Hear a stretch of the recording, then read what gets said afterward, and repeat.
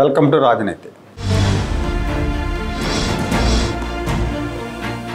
హిందూపురంలో నిన్న వైఎస్ఆర్ కాంగ్రెస్ పార్టీ కార్యాలయం మీద కొంతమంది దాడి చేసి ఫర్నిచర్ ధ్వంసం చేశారు. అక్కడ ఉన్న వాళ్ళని కొట్టారు. తెలుగుదేశం పార్టీ కార్యకర్తలు, హిందూపురం ఎమ్మెల్యే, సినిమా హీరో అయిన నందమూరి బాలకృష్ణ అభిమానులు ఈ దాడికి పాల్పడ్డారు అని, అలాగే చంద్రబాబు అండతో బాలకృష్ణ డైరెక్షన్లోనే ఈ దాడి జరిగిందని వైఎస్ఆర్ కాంగ్రెస్ పార్టీ నేతలు ఆరోపిస్తున్నారు. హిందూపురంలో టీడీపీ గూండాయిజం అనే పేరుతో సాక్షి కూడా పెద్ద వార్త ప్రచురించింది. సాక్షి ఛానల్లో కూడా పదే పదే ఆ విజువల్స్ చూపించారు. వైఎస్ రాజశేఖర రెడ్డి విగ్రహాన్ని అవమానించారని ఆక్రోశించారు. పోలీసులు అక్కడ ఉండి కూడా దాడిని ఆపకుండా ప్రేక్షక పాత్ర వహించారని రాశారు.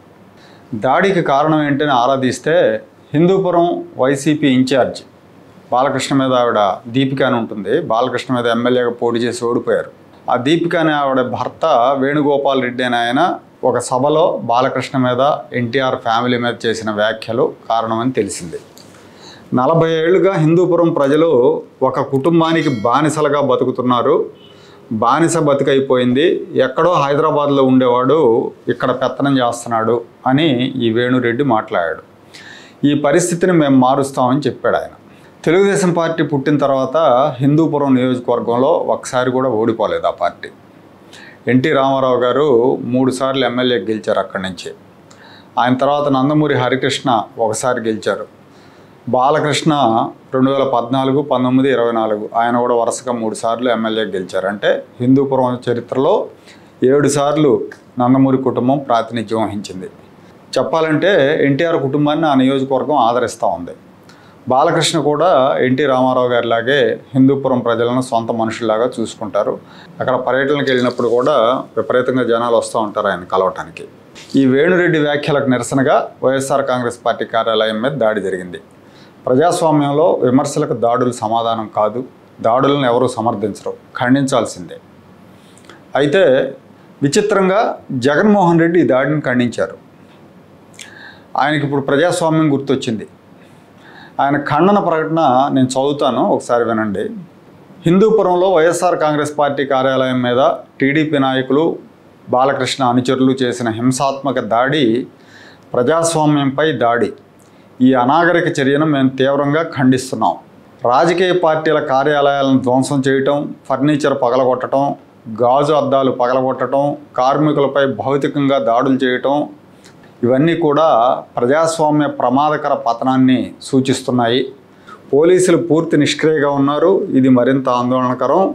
చంద్రబాబు నాయుడు రాజకీయ అజెండా కోసం ఆంధ్రప్రదేశ్ శాంతి భద్రతల యంత్రాంగాన్ని బహిరంగంగా దుర్వినియోగం చేస్తున్నారు అని ఆయన ఒక ప్రకటన జారీ చేశారు. ఆ ప్రకటనలోనే హిందూపురంలో టీడీపీ క్రూరత్వం, చంద్రబాబు నాయుడు నాయకత్వం అల్లరమోకలను ఎలా ప్రోత్సహిస్తోందో, భయం ద్వారా, భయపెట్టడం ద్వారా రాజకీయ వ్యతిరేకతను అణిచివేయడానికి ఎలా ప్రయత్నిస్తుందనేది ఇక్కడ స్పష్టంగా కనిపిస్తూ ఉంది. ప్రత్యర్థుల ప్రాథమిక ప్రజాస్వామిక హక్కులు రక్షించలేని ప్రభుత్వానికి పాలన గురించి మాట్లాడే నైతిక హక్కు లేదు. ఈ దాడిని నేను తీవ్రంగా ఖండిస్తున్నా. ఇది వైఎస్ఆర్సీపీపై మాత్రమే కాదు, ప్రజాస్వామ్యం, రాజకీయ స్వేచ్ఛను విశ్వసించే ప్రతి పౌరుడి మీద దాడి అని ఆయన జగన్మోహన్ రెడ్డి గారు అన్నారు. జగన్మోహన్ రెడ్డి గారికి ప్రజాస్వామ్యం మీద అకస్మాత్తుగా ప్రేమ పుట్టుకొచ్చింది. ఇదే జగన్మోహన్ రెడ్డి అధికారంలో ఉన్నప్పుడు, ముఖ్యమంత్రిగా ఉన్నప్పుడు మంగళగిరిలో తెలుగుదేశం పార్టీ కేంద్ర కార్యాలయం మీద దాడి జరిగింది. అప్పటి వరకు ఈ 2 తెలుగు రాష్ట్రాల్లో ఏ పార్టీ కేంద్ర కార్యాలయం మీద అంత బీభత్సమైన దాడి జరగల, చరిత్రలో ఎప్పుడూ లేదు. 100 మందికి పైగా దుండగులు తెలుగుదేశం పార్టీ ఆఫీసులో చొరబడి బీభత్సం సృష్టించారు. కొంతమందికి తలలు పగిలినాయి పార్టీ ఆఫీసులో పనిచేసే వాళ్ళకి.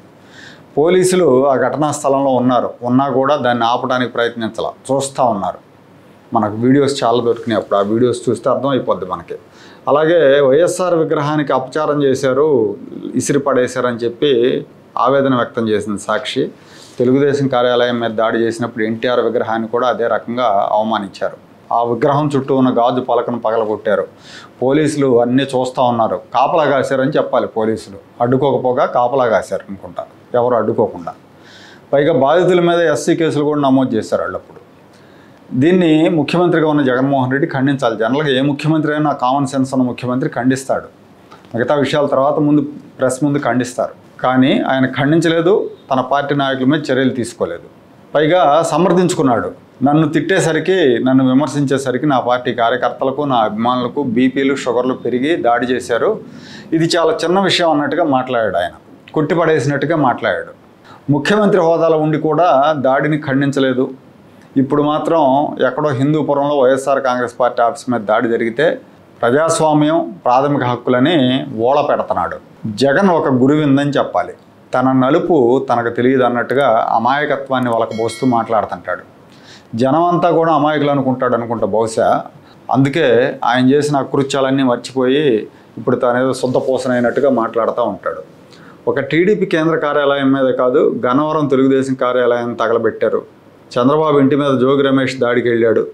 పట్టాభి ఇంటి మీద దాడి చేశారు. ఆయన ఇంట్లో మహిళలు, పిల్లలను భయభ్రాంతులకు గురి చేశారు. జేసీ ప్రభాకర్ రెడ్డి ఇంట్లోకి చొరబడ్డారు. 5 ఏళ్ళు అనాగరిక ఆటవిక పాలన చేశాడు జగన్మోహన్ రెడ్డి. దాన్ని అంత సులువుగా జనం మర్చిపోరు. ఇప్పుడు జగన్మోహన్ రెడ్డి, వైసీపీ నేతల ఖండనలు, ఏడుపులు చూస్తూ ఉంటే నవ్వు వస్తుంది. ఏ పార్టీ కార్యాలయం అన్నా, ఏ నాయకుడిపై దాడినైనా ఖండించాల్సిందే. కానీ ఖండించడానికి కూడా ఒక అర్హత ఉండాలి. ఆ అర్హత జగన్మోహన్ రెడ్డికి లేదు.